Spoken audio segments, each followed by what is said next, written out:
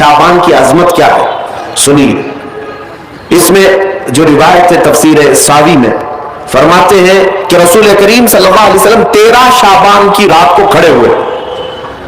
اور یہ مہینہ اسی لیے زیادہ افضل بھی ہے کہ یہ مہینہ میرے مصطفیٰ کا مہینہ ہے، اور یہ سرکار غوث پاک رضی اللہ تعالیٰ عنہ کا فرمان غنیت الطالبین میں ہے کہ شعبان کا مہینہ رسول اللہ کا مہینہ ہے، کثرت سے اس میں اپنے رسول کو یاد کرو. اب میں آپ کو بتا رہا ہوں جو روایت تفسیر الساوی میں ہے، 13ویں شعبان کو نبی پاک صلی اللہ علیہ وسلم رات میں کھڑے ہوئے اور کیا کیا توجہ. آج لوگ دلیل پوچھ رہے ہیں اپنے نبی کو یاد کرنے کے لیے. 13ویں شعبان کو میرے آقا کھڑے ہوئے اور رات بھر مولا کریم کی بارگاہ میں یہ عرض کرنے لگے، مولا میری امت کی بخشش میرے حوالے فرما دے. حضور نے 13ویں شعبان کو یہ دعا کی تو روایت میں کہ اللہ تعالیٰ نے اجازت عطا کی کہ آپ کی 1/3 امت کی بخشش آپ کے حوالے، آپ شفاعت کر سکتے ہیں. 1/3 1/3 امت کی سفارش آپ کر سکتے ہیں. 14ویں رات کو پھر میرے آقا صلی اللہ علیہ وسلم کھڑے ہوئے، رات بھر عرض کرنے لگے، مولا میری امت کی شفاعت میرے حوالے کر دے، ان کی بخشش میرے حوالے کر دے. اللہ رب العزت نے 14ویں شعبان میں نبی پاک صلی اللہ تعالیٰ علیہ وسلم کو حکم فرمایا 2/3 امت کی بخشش کی سفارش آپ کے حوالے ہے. 2/3 امت کی سفارش آپ کر سکتے ہیں.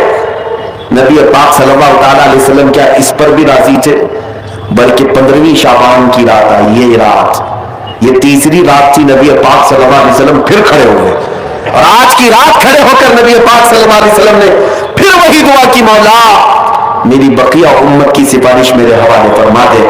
آج کی رات رب ذوالجلال نے اپنی رحمت کے پورے دروازے کھول دیے اور ارشاد فرمایا، اے محبوب آپ کی پوری امت کی سفارش آپ کے حوالے ہے، سوائے اس مشرک کے، سوائے اس کافر کے جو آپ سے منہ پھیر کر بھاگتا ہے، اس کی سفارش آپ کے حوالے نہیں. اس کا حساب تو اللہ قیامت کے دن خدا تک لے گا. آج کی رات میرے عزیزوں، میرے نبی پاک صلی اللہ تعالیٰ علیہ وسلم کو مکمل شفاعت کرنے کا اختیار دیا گیا ہے. پوری امت کی شفاعت، پوری امت کی شفاعت. شفاعت کا مطلب کیا ہے؟ اللہ کی بارگاہ میں سفارش کریں گے، سفارش کریں گے. بخشنا تو مولا کا ہی کام ہے، مغفرت تو رب تعالیٰ کی شان ہے. اب سنیے حضرت عبداللہ ابن عباس رضی اللہ تعالیٰ عنہ سے منقول جو حدیث میں نے آپ کو بتائی، 5 راتیں جو دعاؤں کی قبولیت کی ہیں.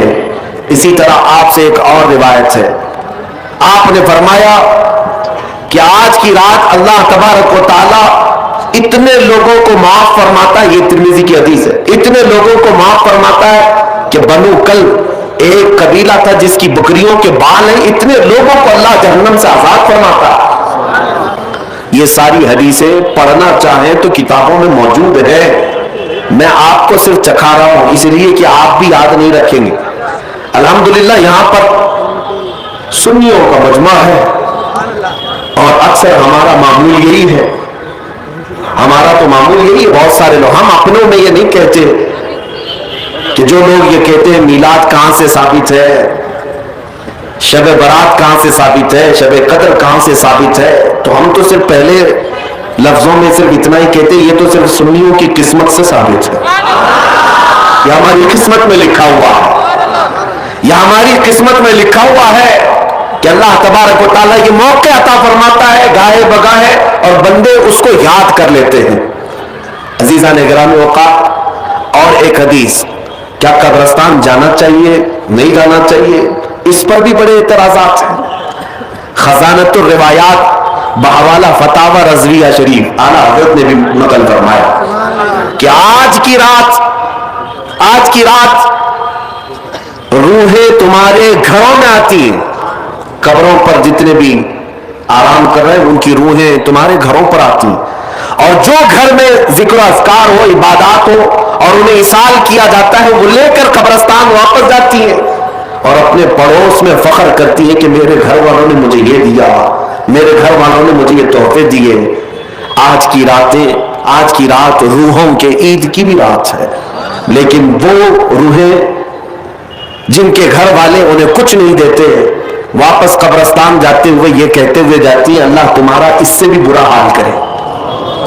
وہ انہی لوگوں کو کوس کر جاتی ہوں گی جو دلیل بار بار پوچھتے رہتے ہیں.